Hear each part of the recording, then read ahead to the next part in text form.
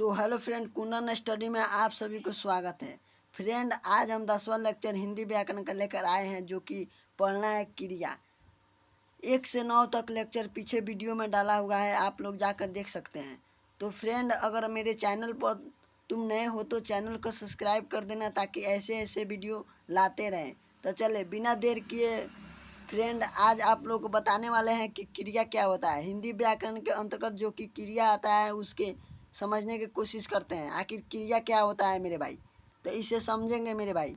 इसके मतलब समझना मेरे भाई। कहता है मेरे भाई, जिस शब्द से किसी काम करने का या होने का पता लगता है, उसे ही क्रिया कहते हैं।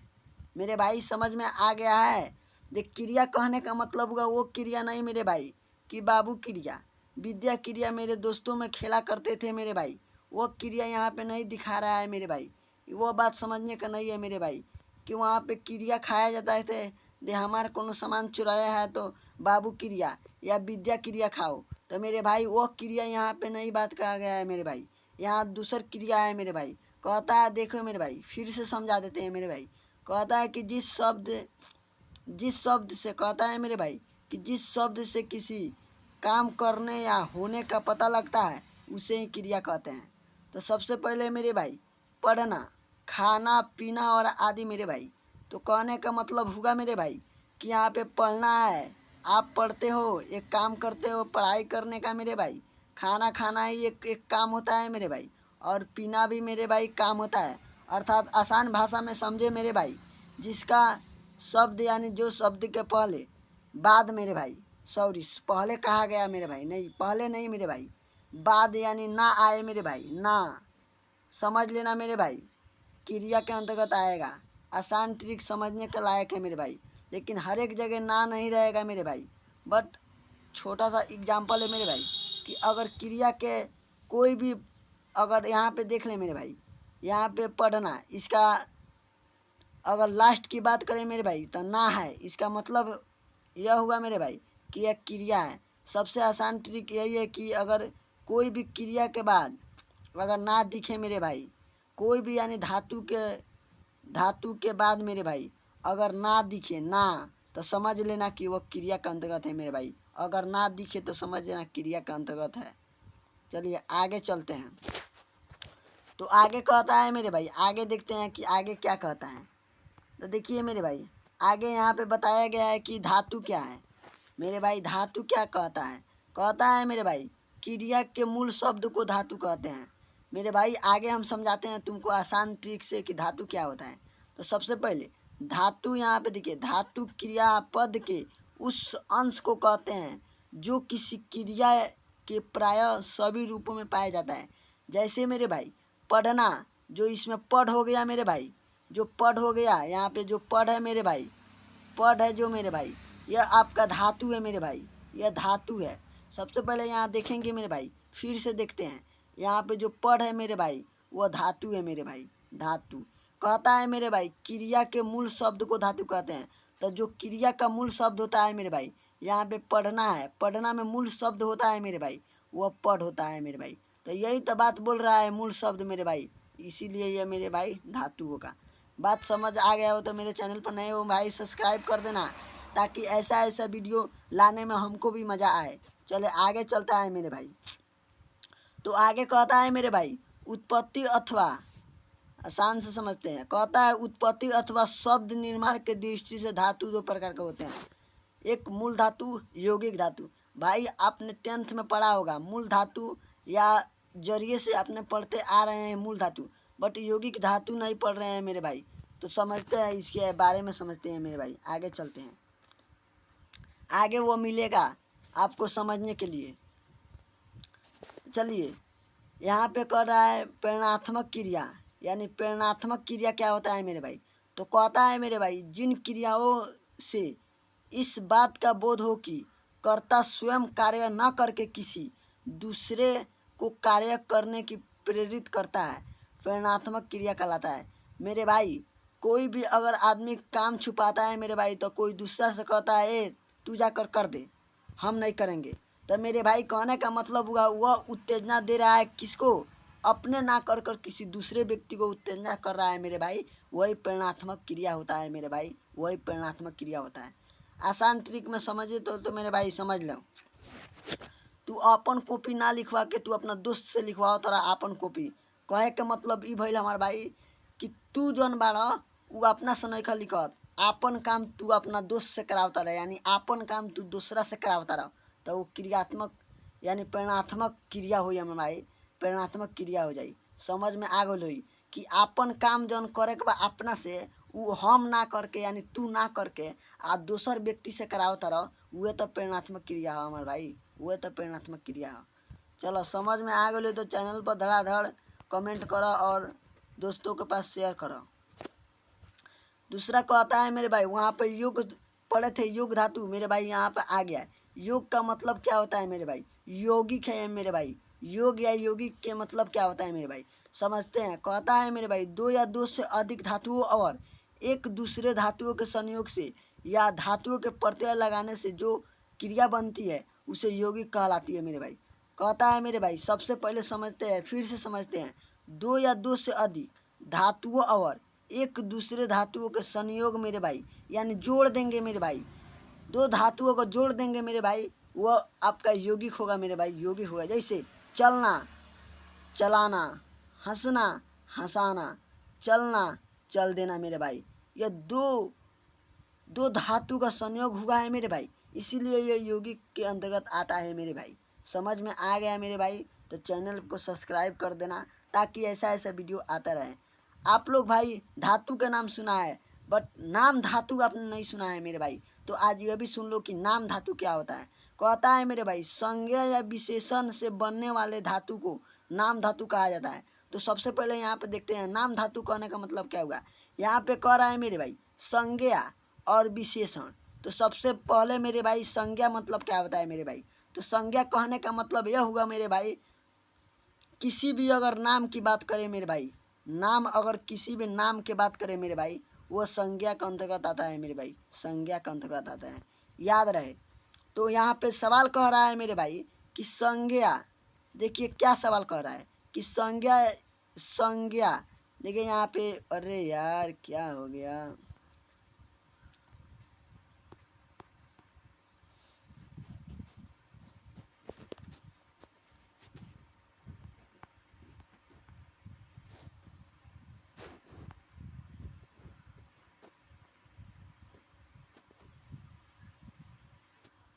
तो कहता है मेरे भाई, यहाँ पे कहता है कि संज्ञा या विशेषण बनने वाले धातु को नाम धातु कहा जाता है।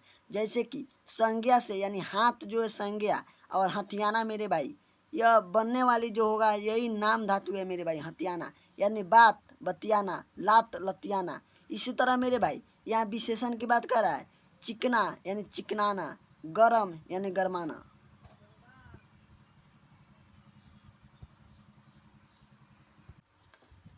समझ में आ गया होगा मेरे भाई। फिर एक बार और हम इसके रिवीजन करते हैं मेरे भाई। कहता है कि सबसे पहले यहाँ देखेंगे मेरे भाई, कहता है कि नाम धातु, नाम धातु कहता है कि संज्ञा या विशेषण से बनने वाले धातु को नाम धातु कहते हैं।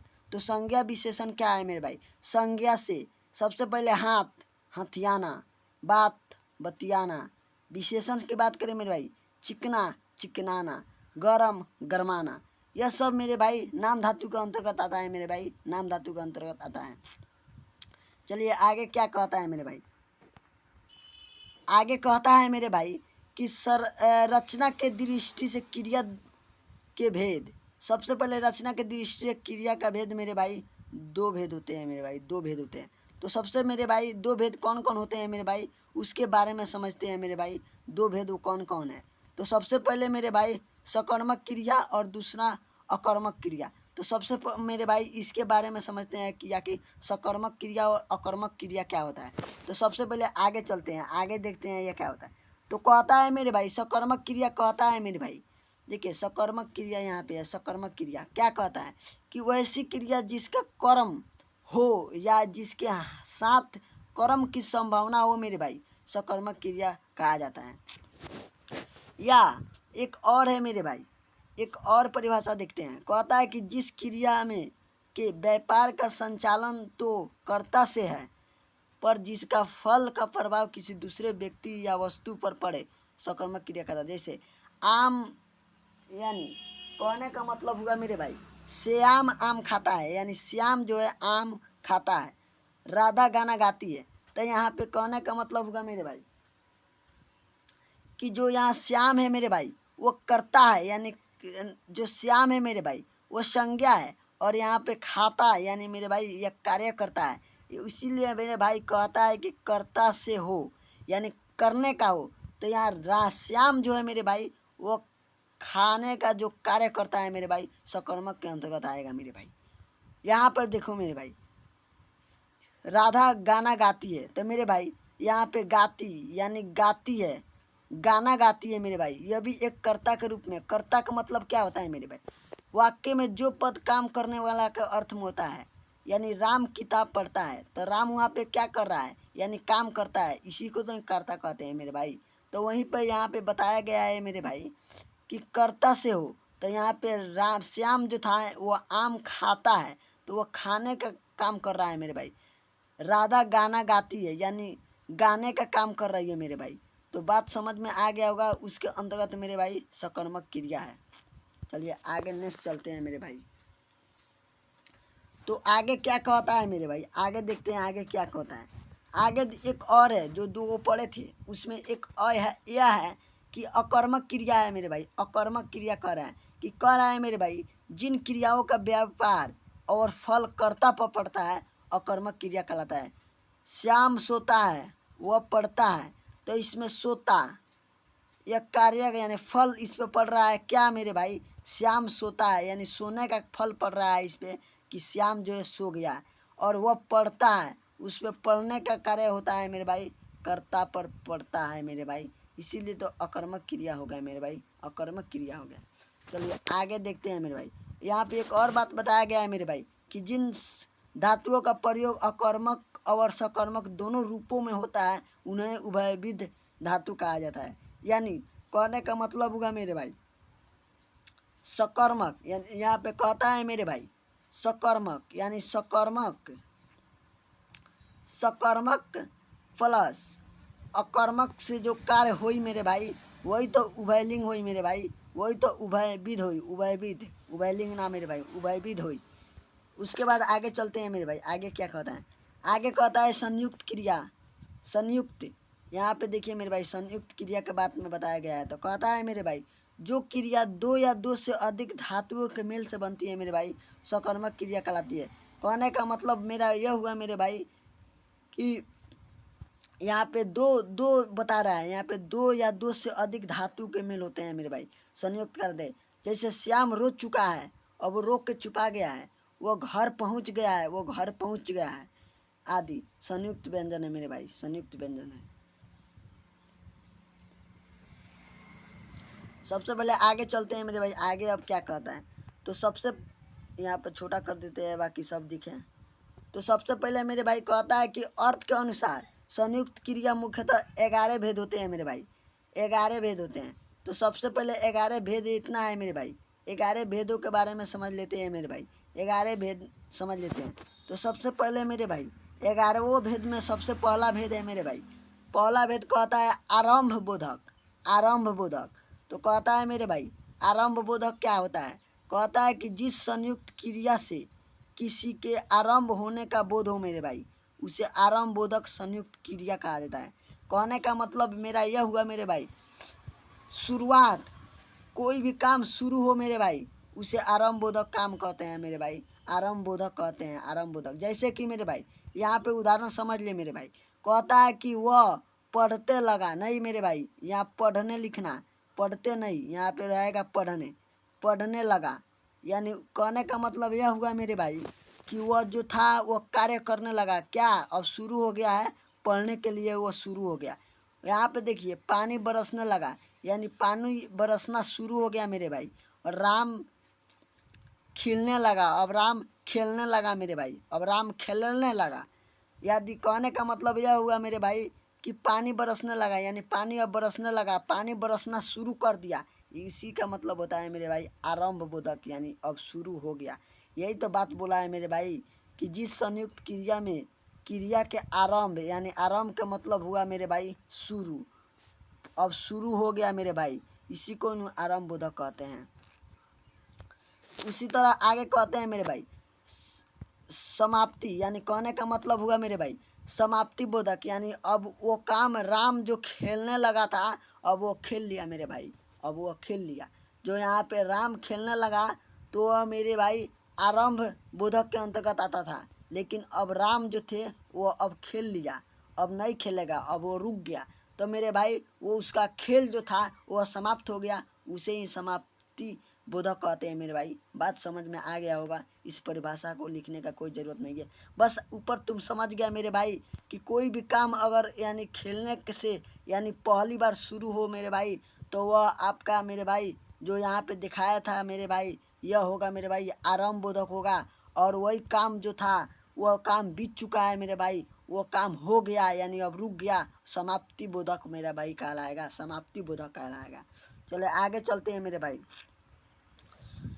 उसके बाद अवकाश बोधक कहलाता है मेरे भाई। अवकाश बोधक यानी जिससे सबसे पहले यहाँ पे देखते हैं मेरे भाई अवकाश बोधक क्या कहलाता है। अवकाश का मतलब होता है मेरे भाई, अवकाश का मतलब होता है छुट्टी, छुट्टी होता है मेरे भाई। अवकाश का मतलब होता है छुट्टी, छुट्टी होता है मेरे भाई। अवकाश का मतलब छुट्टी होता है। तो सबसे पहले मेरे भाई समझेंगे कि कहता है कि जिससे क्रिया का निष्पन्न करने के लिए अवकाश का बोध हो उसे ही अवकाश बोधक कहते हैं। इसका उदाहरण के समझते हैं मेरे भाई। वह मुश्किल से सोने पाया, वह मुश्किल से मतलब सोने गया मेरे भाई, सो नहीं आ और सोने गया तो सो नहीं पाया और जाने ना पाया मेरे भाई। कहने का मतलब हुआ कि वह मुश्किल से सोने पाया, वह मुश्किल से तो सोने गया और सोने के बाद अगर जाने ना पाया और सो कर जागा मेरे भाई तो वह जाने ना पाया, यानी इसी को अवकाश बोधक कहलाता है मेरे भाई। अवकाश बोधक कहलाता है क्योंकि वह मुश्किल से तो सोया बट सोया तो वह फिर नहीं गया, यानी छुट्टी के रह गया मेरे भाई, अवकाश ही में रह गया मेरे भाई, इसीलिए अवकाश बोधक कहला है। क्योंकि वह जब सोने गया तो सो ही नहीं पाया और जा नहीं पाया, यानी सुतबो नहीं किया और जा नहीं पाया। इसका मतलब होगा उसका जो स्कूल था मेरे भाई, स्कूल जाने का मान लो कि वह स्कूल जाने वाला है तो मुश्किल से सो गया, यानी मुश्किल से अंगी से सो गया मेरे भाई और जागा तो वह जा नहीं पाया, यानी अगर जागा मेरे भाई तो जा भी नहीं सकता, यानी अवकाश कर दिया, यानी उस दिन छुट्टी मार दिया मेरे भाई। बात समझ में आ गया हो मेरे भाई तो चैनल पर नए हो तो सब्सक्राइब कर देना ताकि ऐसे ऐसे वीडियो फिर से लाना पड़े। तो चलिए आगे कहता है अनुमति। अनुमति का मतलब होता है मेरे भाई किसी को आज्ञा दे देना कि जाओ, वो उसको मार कर कपार फाड़ दो। यह मेरे भाई वो उस तरह के बात नहीं है मेरे भाई, किसी को तुम जाकर मार मत देना मेरे भाई, नहीं तो दूसरे बाजार हो जाएगा। कहता है मेरे भाई जिससे कार्य करने की अनुमति दी जाए उसे ही अनुमति बोधक संयुक्त कहलाता है। जैसे मुझे जान दो, मुझे बोल दो या मुझे मार दो। इसका मतलब क्या हो रहा है मेरे भाई, मुझे जान दो यानी जान देने की बात कर गई है मेरे भाई, वहाँ अनुमति की कार्य हो रही मेरे भाई, अनुमति। तो समझ में आ गया होगा कि आज्ञा दे देना, किसी को मार देने का दे जाओ तुम मार दो किसी को, इसका मतलब होगा तुम उसको अनुमति दे दो मेरे भाई, अनुमति दे रहे हो, इसीलिए अनुमति बोधक होगा मेरे भाई। चलिए आगे चलते हैं मेरे भाई।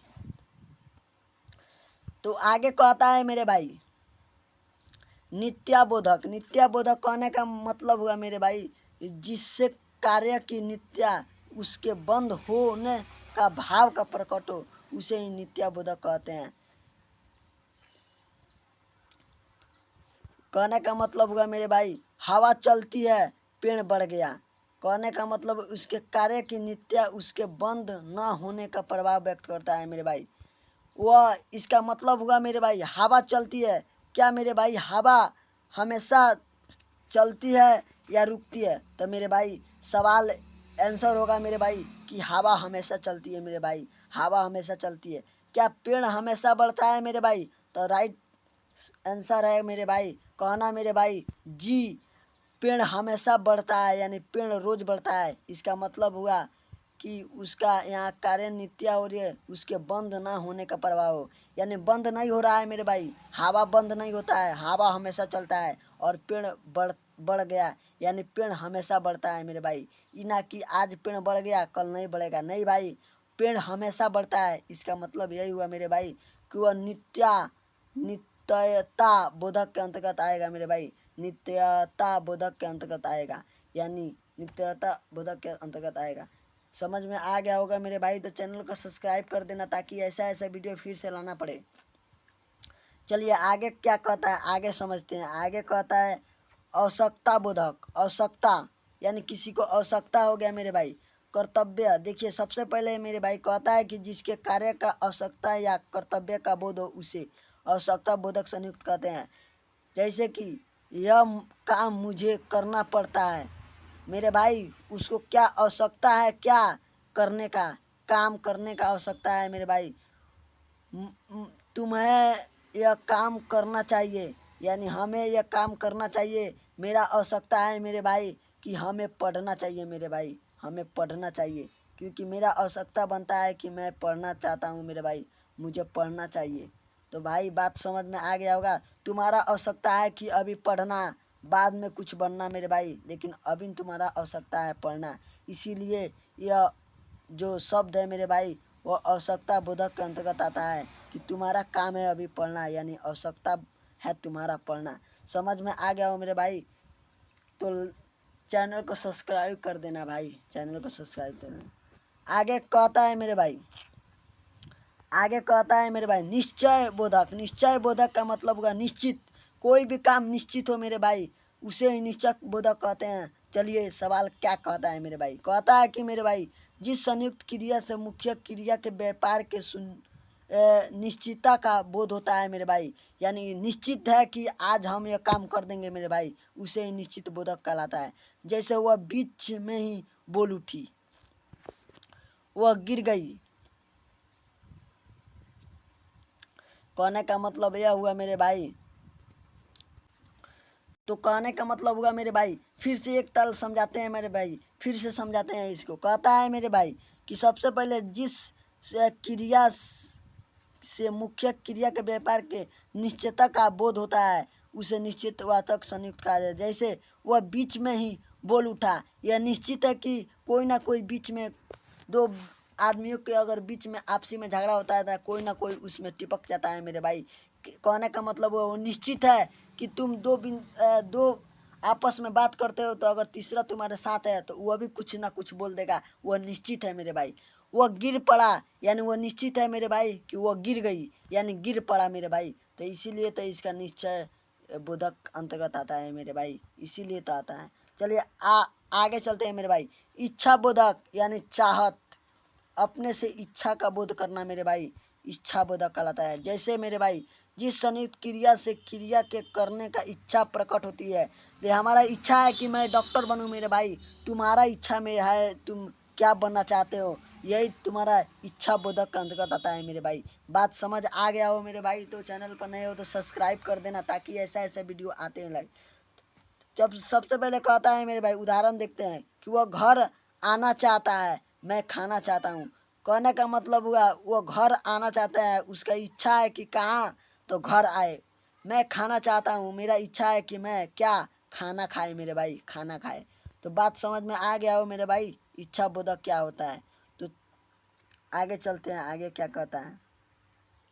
आगे कहता है शक्ति बोधक यानी पावर यानी एनर्जी मेरे भाई, जिस संयुक्त क्रिया से कार्य करने की शक्ति का बोध होता है उसे शक्ति बोधक संयुक्त क्रिया कहते हैं। जैसे मैं चल सकता हूँ, मेरे पास उतना पावर है कि मैं बोल सकता हूँ मेरे भाई, मेरे साथ उतना, मेरे में उतना पावर है कि मैं ये काम कर सकता हूँ मेरे भाई, तो वही तो मेरे शक्ति बोधक होता है मेरे भाई, वही तो मेरे शक्ति बोधक होता है।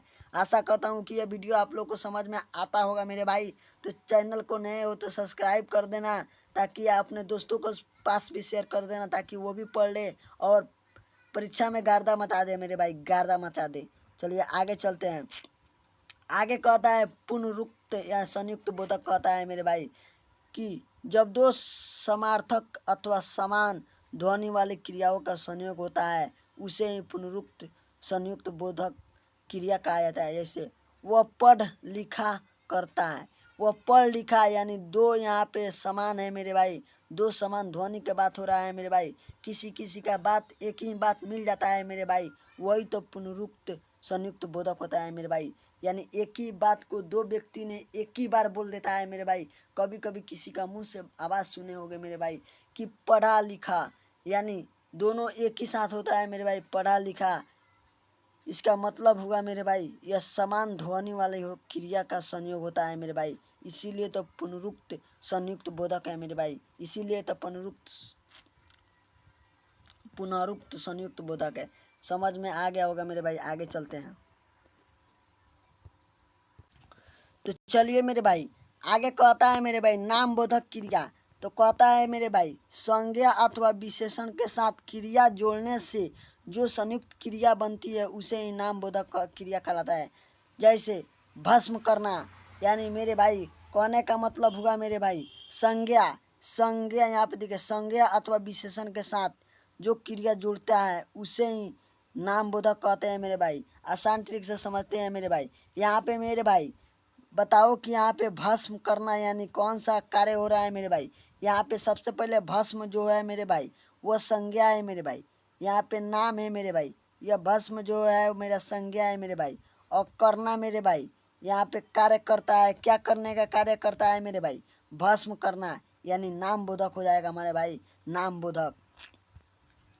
यानी सबसे आसान ट्रिक में समझे मेरे भाई, नाम का मतलब होता है कोई भी नाम, बोधक माने बोधक माने देखिए कोई भी अगर काम मेरे भाई आसान से इसे समझना चाहते हैं कि नाम बोधक यानी नाम वाले, तो नाम संज्ञा का अंतर्गत आता है मेरे भाई, यह आपको पता है मेरे भाई, संज्ञा का अंतर्गत नाम आता है। उसके बाद देखते हैं मेरे भाई क्रिया का मतलब होगा करना, या तो करना यानी कुछ कोई भी काम करना क्रिया होता है मेरे भाई। तो यहाँ पे कहता है मेरे भाई सबसे पहले यहाँ पे क्या हो रहा है, यानी भस्म करने की बात हो रहा है मेरे भाई, यहाँ पे भस्म करने की बात हो रहा है। यानी कहने का मतलब होगा मेरे भाई नाम बोधक क्रिया, कहने का मतलब होगा यहाँ भस्म जो नाम है और करना यानी नाम बोधक को यानी भस्म करना यानी नाम बोधक क्रिया हो रहा है। यहाँ नाम को भस्म करने की बात हो रहा है मेरे भाई, जो कि नाम इसमें भस्म है मेरे भाई, नाम इसमें भस्म है। चलिए आगे चलते हैं।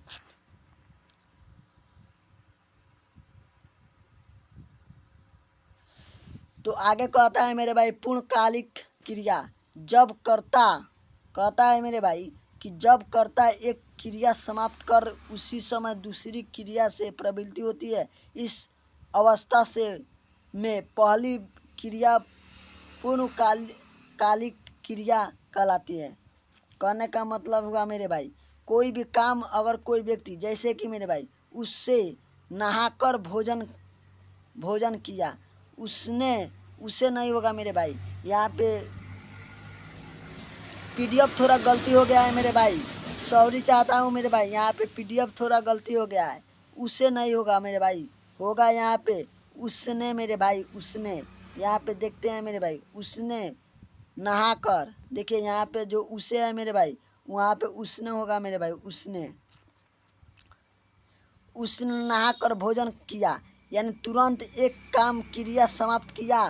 कहने का मतलब होगा मेरे भाई एक काम समाप्त किया और दूसरी कार्य करने की प्रवृत्ति होने वाली है, इसे ही पूर्णकालिक कहते हैं। क्योंकि उसने नहाया, एक काम कर दिया और दूसरा काम किया भोजन करने का, यानी एक काम बीतता हुआ फिर दूसरे काम चालू कर दिया, यानी पहले वह खेला और दूसरा उसके बाद वह पढ़ा, यानी पहले जो खेला वह एक क्रिया हुआ और जो उसने पढ़ा वो दूसरी क्रिया हुआ मेरे भाई। तो इसे ही मेरे भाई पूर्णकालिक क्रिया कहते हैं मेरे भाई, पूर्णकालिक क्रिया कहते हैं। आगे कहता है मेरे भाई लास्ट 11वां है मेरे भाई, कहता है कि क्रियात्मक संज्ञा, यानी जब क्रिया संज्ञा के तरफ कार्य करने लगता है तो वह संज्ञा क्रियात्मक संज्ञा कहते हैं। टहलना स्वास्थ्य के लिए अच्छा होता है मेरे भाई, यहाँ पे टहलना स्वास्थ्य के लिए अच्छा होता है, देश के लिए मरना कहीं अच्छा होता है मेरे भाई। यहाँ पे संज्ञा के व्यवहार यानी संज्ञा की तरफ व्यवहार करने लगता है तो संज्ञा क्रियात्मक संज्ञा होता है। यहाँ पे संज्ञा का व्यवहार कर रहा है मेरे भाई, आई हैव है कि आप लोग को समझ में आ गया होगा। तो नए चैनल पर नए हो तो सब्सक्राइब कर देना ताकि ऐसा ऐसे वीडियो आता रहे। लव यू, मस्त रहिए, स्वस्थ रहिए।